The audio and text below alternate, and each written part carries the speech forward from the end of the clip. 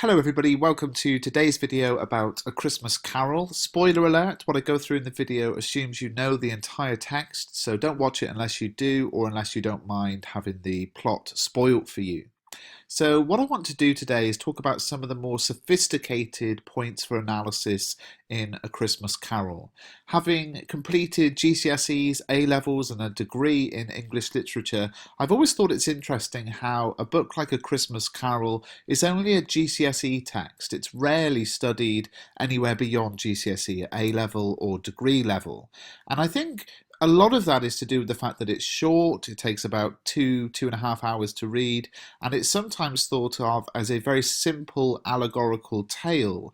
An almost pantomime-like villain learns the message of social responsibility, and the transformation he goes through is so kind of over the top, not very believable. You know, he's an absolute hard as flint, tough guy at the beginning, but within minutes of seeing his childhood self, he's crying his eyes out, and he's totally changed. Perhaps not very believable and often thought of as a very simple story, but there are some complexities to the text that are worth exploring. So that's what I'm going to look at in this video. It's a bit of a longer video.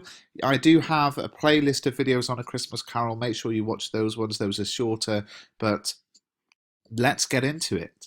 The first thing I want to think about is the character of Ebenezer Scrooge himself. So at the beginning of the text, we meet an out-and-out villain. He doesn't want to give money to charity. He doesn't want to put coal on the fire. He doesn't want to spend Christmas with his nephew. He's just, in every conceivable way, a sort of horrible character. And structurally, this is very important as well, because Dickens decides to present him this way very early in the text. So this structural decision to write off his character as overwhelmingly negative at the beginning of the text is there to kind of make us be very aware this is a bad character. And of course, this is very similar to the character of Mr. Burling in An Inspector Calls. If you watched my top set analysis of that last week, a bad guy presented as being very bad very early on in the text. Now, this lends itself to very simple analysis. So we can look at descriptions like this one on the screen and we can say, you know, well, look at this kind of overwhelmingly long sentence. A squeezing, wrenching, grasping, scraping, clutching, covetous old sinner.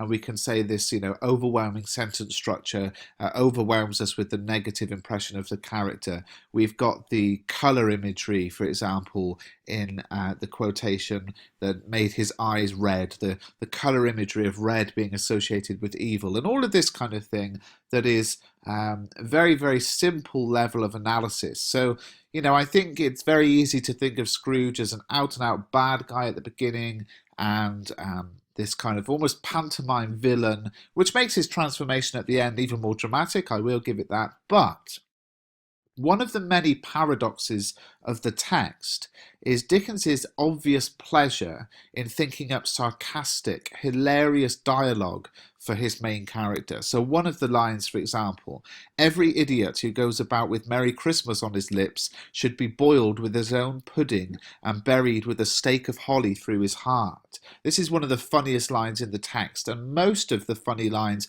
are given to the character of Scrooge.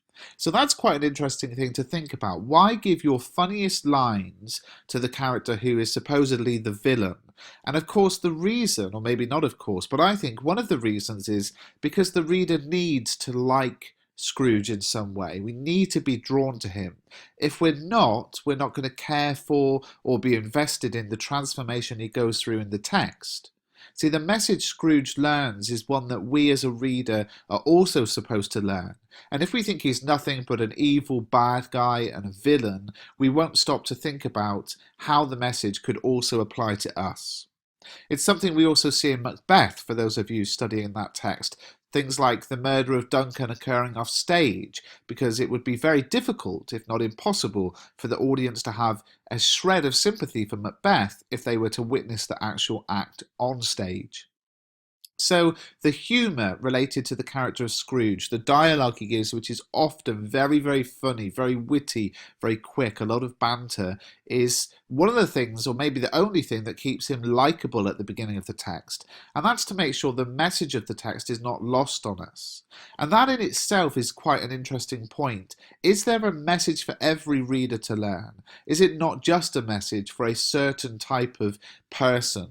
And I think this is something we can look at in a number of ways. I'm not saying there's a right or wrong answer here, but it's interesting when Scrooge meets Jacob Marley, his old business partner, and Marley says that he has to, for eternity, drag the chain of his sins, and he begs that Scrooge, quote, shun the path I tread.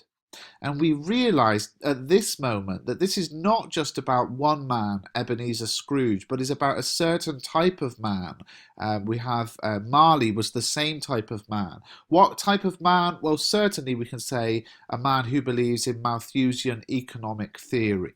So let's talk a little bit about context. Now, you have to be careful with context because it's not just about writing about what was going on at the time. In fact, it's not about that at all. It's just understanding how the context influences the text itself. So Dickens wrote A Christmas Carol at what is now considered to be the end of the Industrial Revolution, a period when Britain's changed to new manufacturing processes, to machines that required fewer workers, to steam trains, to water power, resulted in lots of positives. The country rising to a position of one of the world's economic superpowers. And Dickens was fascinated by all of this, but he was less impressed by the darker, crueler effects of this social and economic transformation, and that is the inequality that it created or exacerbated or entrenched in society. There was widespread feeling at the time that Dickens was writing that poor people were poor because they were lazy or immoral, and that helping them would only encourage this laziness. If they were going to be helped, it should be under conditions as awful as possible to discourage people from seeking that help. So we know about the workhouses. Families were split up, there wasn't much food, the work was painful. As Scrooge says early in the text, those who are badly off must go there. And there are more details on that in my guide to A Christmas Carol, available in paperback on Amazon or ebook at mrbruff.com. But associated with this concept then were the ideas of this man, Thomas Malthus, who cautioned against intervening when people were hungry because he felt it would only lead to an impossible to manage population size. He wrote about surplus population,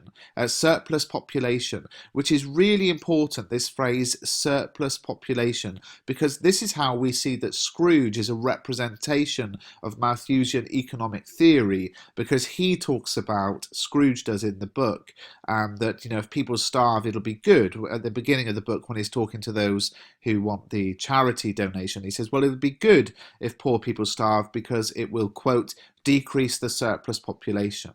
So we can see the book as a direct criticism of Malthusian economic theory. And in my guide to GCSE English literature, which again is available in paperback on Amazon, ebook at mrbruff.com, there's a great essay about this that a student wrote and sent in to be included in the book.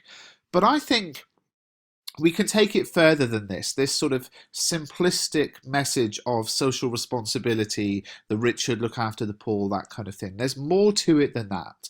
Because if that's the message, then this message is only for a certain group of people. It's only for the middle and upper class who don't look after the lower class and working class. And I think there is more to it than that. This guy here is John Forster. He was Dickens's friend and first biographer. And he wrote, there was indeed nobody that had not some interest in the message of the Christmas Carol. It told the selfish man to rid himself of selfishness, the just man to make himself generous, and the good-natured man to enlarge the sphere of his good nature. So there's a message for everybody to learn, and I think that is something that is important in this text. But that message that we're learning isn't always easy to understand, and there's something that I can't quite get my head around in this book. And I thought I'd throw it open to you guys who are watching this video. Perhaps if you're watching it in class, you might have a discussion on this in your lesson, or even if you're watching it at home, have a think about it and leave a comment in the comment section what you think about this. The Ghost of Christmas Present takes Scrooge to see the Cratchits and their Christmas celebration. And it is such a positive celebration. These are 4 different quotations from that sort of section of the book. There never was such a goose. Bob said he didn't believe there ever was such a goose cooked. Its tenderness and flavour, size and cheapness were the themes of universal admiration.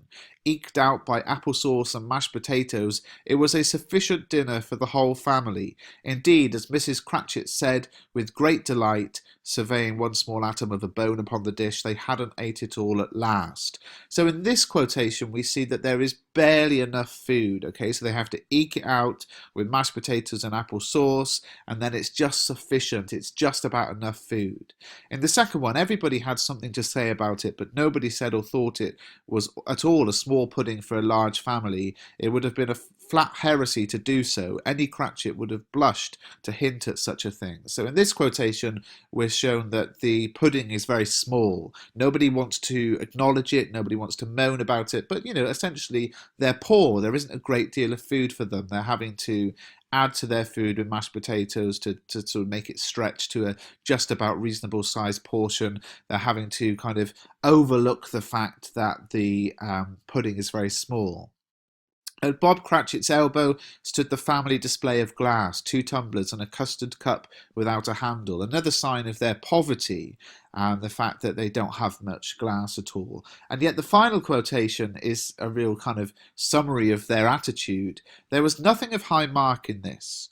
They were not a handsome family. They were not well dressed. Their shoes were far from being waterproof. Their clothes were scanty, and Peter might have known, and very likely did, the inside of a pawnbroker's. But they were happy, grateful, pleased with another, and contented with the time.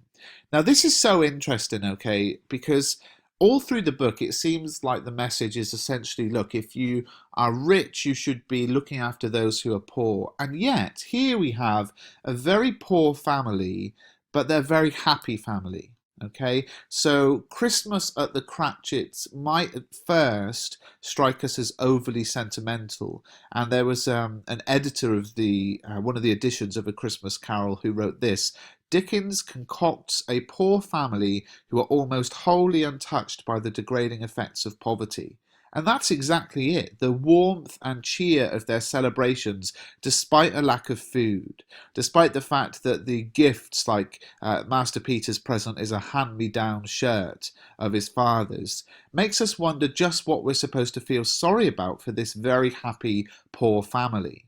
In contrast, Scrooge, with all his money, eats a melancholy dinner in the opening pages of the book. So that's my question to you as we finish this video. What is the meaning of the Cratchits' happiness? Because Scrooge's transformed behaviour in the book's final chapter is marked by his desire to enrich the lives of others through giving. His first act upon waking up on Christmas morning is to send a turkey to Bob's house, and later he gives Bob a pay rise. But it seems through the quotations here on the screen that this doesn't quite make sense. The Cratchits are very happy. They're probably the happiest people in the entire book, and they're happy without money. So why does Scrooge give it to them? I want you to tell me in the comments section what you think this happiness in the poor family is suggesting. Because is it just as simple as, you know, the poor are suffering and the rich should help them? Well, I don't think it is, because the poorest family in the book are very, very happy in their poverty. What is the message behind that? I hope you found this video useful. Please do subscribe to the channel.